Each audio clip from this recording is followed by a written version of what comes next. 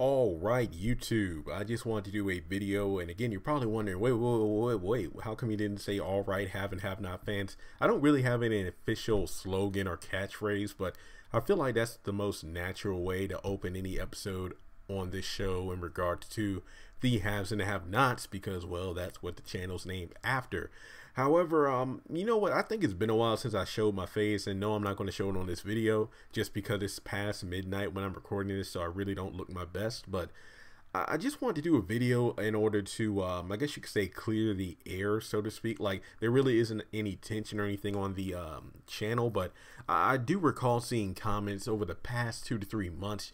I wouldn't say like super personal, deep comments, but a few people have asked me about, hey, how do you get famous on YouTube? And I've had people in real life actually ask me that as well. And just again, this is kind of like I can't draw a word for lick, because if I could, I would do a YouTube video called, like Draw My Life, because I guess when people reach a certain stage on YouTube, they actually do that to let the audience know more about themselves, but I can't draw a lick. So this is just me going to be talking about my experience. So, I'm 26 years old.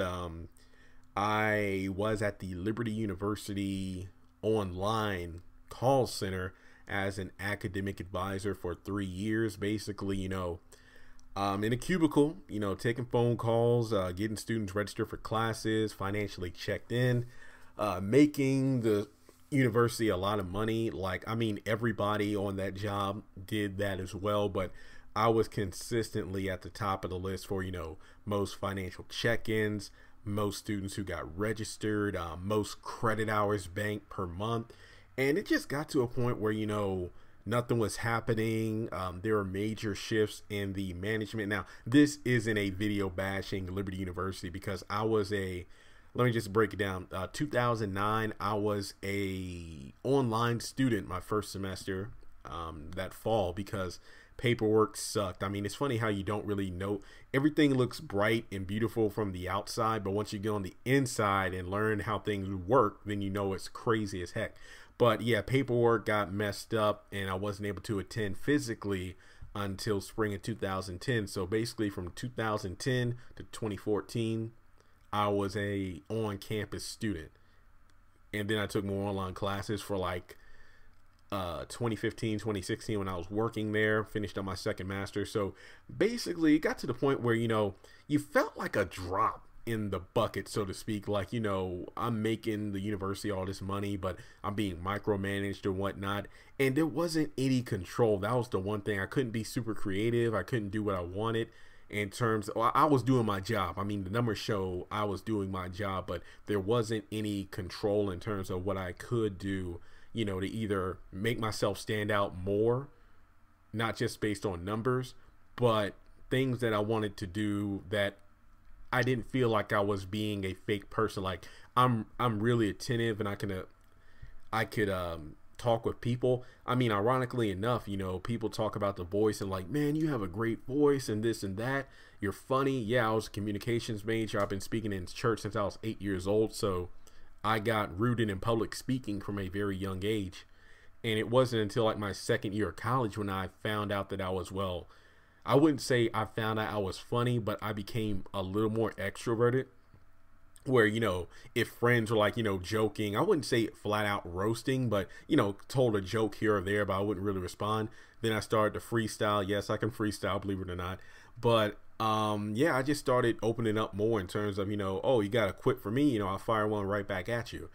But when it comes to Liberty, it just felt like I wasn't getting anywhere. I feel like when I left, I wrote a 13-page resignation letter. Yes, I did. But the funny thing was, I listed, like, it was like a BuzzFeed article. There was one, the first page was like a legit letter. The last page was a conclusion, just a page. But then the other 11 pages, it was 20 reasons why I was leaving. And I actually made memes. I actually am a meme addict. I make them. I love them. And that was the thing. I wanted to leave there with a clear I did not leave under bad pretenses.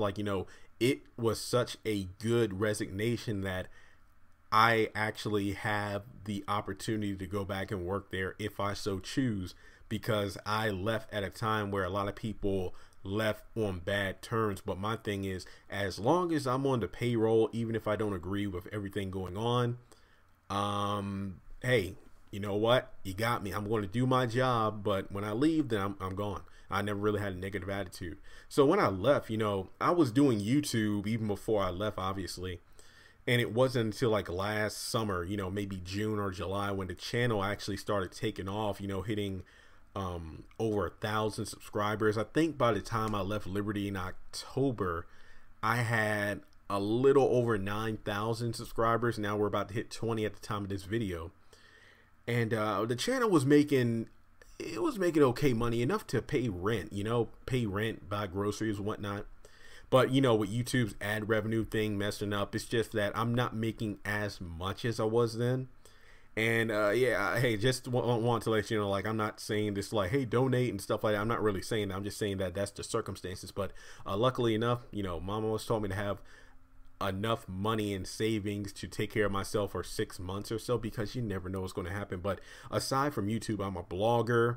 I sell stuff online, Amazon, eBay. So I'm doing okay. That's the one thing I'm glad about, because you know, it's funny, because you know, it's a scary thing to take that jump, to leave a place of security. Even though you don't like the circumstances of the situation you're in, it's comfortable in the sense that, you know what, I got money in the bank, I paying my bills and this and that, but you're not happy. And then I remember seeing all these videos as like Steve Harvey talking about sometimes you got to jump, you know, take that leap of faith in order to get anywhere. And it really got to the point where it just got sad, especially during New Year's. Whenever a new year came up, all those inspirational quotes, all those videos about make this your year, you know, get out of that bad relationship, quit that job you hate going to, and this and that. And to actually do it in October, I'm not going to lie, guys, I was afraid. Like, it is a scary thing, because when you turn in that resignation, like, okay, you turn in a resignation, that's it. You're literally just ready to get out of the office.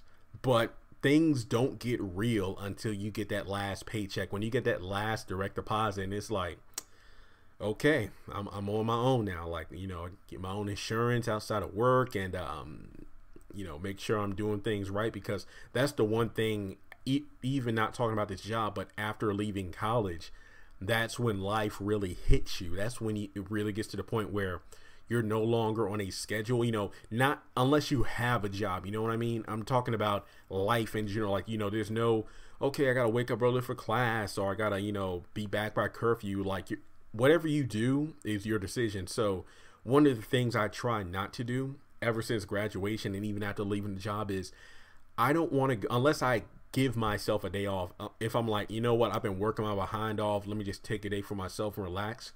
I don't want to put my head on the pillow at night and then regret, oh man, I just wasted an entire day doing nothing, or I was distracted doing this or that.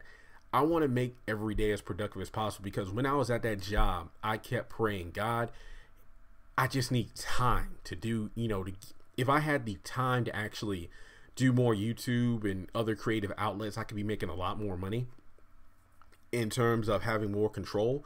But what I don't want to do ever since I left the job is I don't want to waste the time that God has given me, because I prayed for it. And I'm actually doing pretty good. I mean, maybe it's the fact that, you know, I'm single, I don't have any kids, you know, I have a nice apartment, I have one roommate, we both have separate rooms. We've been living in the same spot for 3 years, really nice place. So I feel like it is a great thing where I'm not as stressed. I mean, it is scary some days, but you know, when you set up a budget, you go by it, you're good with savings.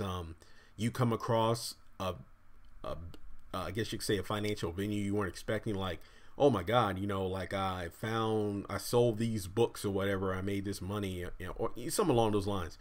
It really does feel satisfying, because you worked hard for that money, you know, like you really put in everything you got. Because I'd rather work 10 times as hard on my own projects, because that money feels more satisfying, than clocking in 40 hours a week for a job that doesn't really treat you that well. You're busting your butt off, but your paycheck isn't reflecting it, and you're only there because, well, you have to be.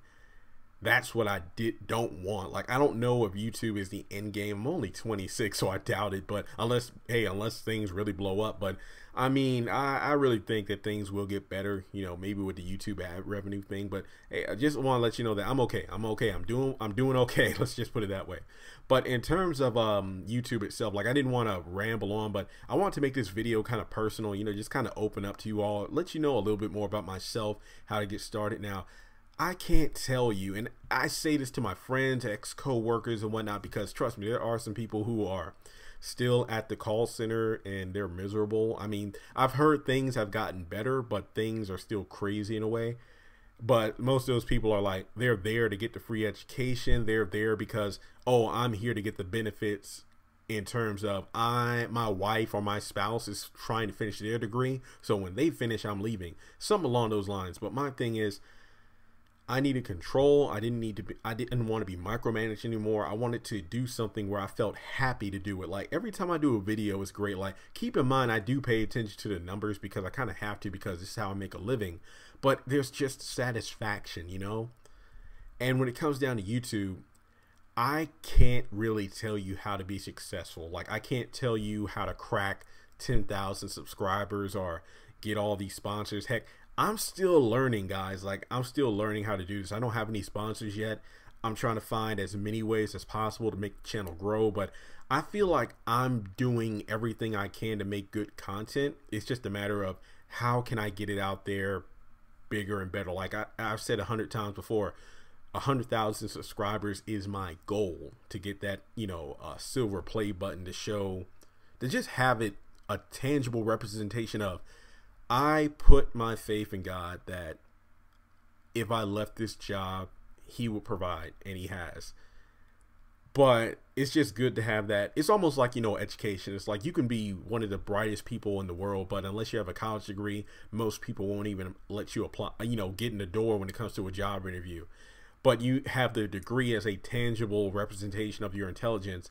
That silver play button is kind of a tangible representation of, you know what, I made it. So no matter what happens moving forward, I can say, like, you know what, I took this leap of faith and it paid off. But so far it's been doing well. I mean, we're literally almost at 20,000 subscribers. A year ago this time, I was not even at 500 or 800. So that's just telling you right there, hey, you know what, if you put your mind to something, it can work out. You just got to be very diligent, consistent, faithful, and persevere through it all. But if I were to give if anybody's out there listening, I mean, we're 12 minutes in. If you're still listening, first of all, thank you so much. I mean, but the main advice I can give you in terms of YouTube, in terms of what I've learned so far, pick something that you're passionate about, because it doesn't feel like it's rare that I get behind this microphone and feels like, oh, I got to do this video. I get behind this microphone to do a video because I want to talk about something. It's something I care about. That's why I have 2 YouTube channels. The one, of course, being Tyler Perry related, but then my other channel, Young Buck 888. I mean, I might keep the title. We'll see. But I haven't gotten monetized for that one yet. I need to get to 1,000 subscribers because YouTube changed the algorithm and this and that. But I just want to do something that I like doing. It doesn't feel like a job. I love talking with people who have a similar interest in the shows I like talking about. Yes, our perspectives on the show might be different, but that makes the conversation more fun.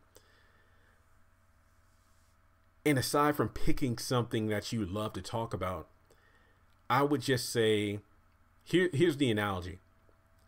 When it comes down to YouTube videos or blogs or whatever the case may be, I want to make my content like the $5 bin at Walmart. You know, when you get to the cash register, there's like a $5 bin of movies or CDs. You went to the grocery store, you shopped, you gotten everything you need at Walmart, but before you check out, you're going to stop and then see what's in that bin, right? That's kind of how I want to do in my YouTube videos. I want to make it so even when you're about to study for an exam or go to sleep, oh, okay, let's see, this channel has a new update. Let me click on it and see what it is. That's kind of how I work towards and strive for when it comes to my content. I want to make it to the point where, okay, I'm busy or I'm doing something else, but I have to look in there just to see what it is. I might not look at the entire thing, but I want to click on it and see what the content's about. That usually goes off the titles you put and whatnot, but overall, that's kind of my outlook on YouTube. Will it change? It depends. I mean, we'll have to see. But overall, I just want to say thank you all so much for tuning into the channel. Those of you who didn't know much about me, I hope this sheds some light a little bit more on who I am as a person. And hey, 100,000 is the goal. I mean, I'm still going to push towards it. Hopefully I'll be able to still do just do my own thing. I'd rather do my own thing for a while than just jump back into another kind of dead-end job. I'd rather do my own thing and just see what happens from there, because at the end of the day, I'm going to be happy knowing that, hey, I might have worked myself ragged, but at the same time, it's rewarding to see those numbers when I see the number of views, or not just the ad revenue, but just the number of people who took the time out to click on one of my videos to see what I have to say. But I guess that's it. I guess the only other thing to say is, if you have any further questions, if it's not too personal or whatever, just leave it in the comment section below. I'll definitely take the time to read on this particular video and see if there's anything else you want to know about me, whether it's a Q&A. I mean, I might do a live stream if there are enough questions. But again, thank you so much for watching. Subscribe if you haven't already. Get this video around, because again, 100,000, I mean, I want to keep saying it. It's like they say, speak it into existence, so I just keep on saying it. So thank you all so much for listening, and I hope you all have a wonderful day.